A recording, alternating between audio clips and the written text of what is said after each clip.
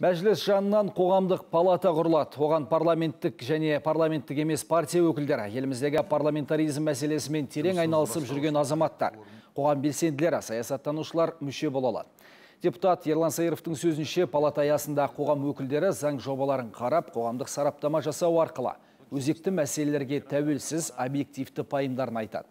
Төменгі палата төрағасы Ерлан Қошанов аталған қоғамдық палатаның жұмысын тікелей өзі қадағалайтынын атап өтті. Талқылап жатқан мәселе өте өзекті мәселе. Бұл әлгі жаңағы Бекең айтқандай қойшыны көбейту емес.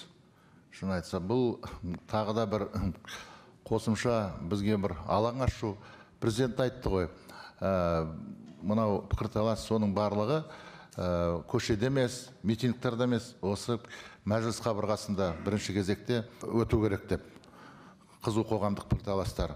Міне сол үшін осы құрылып отыр. Қазір енді келесі аптада құрамы айтылады.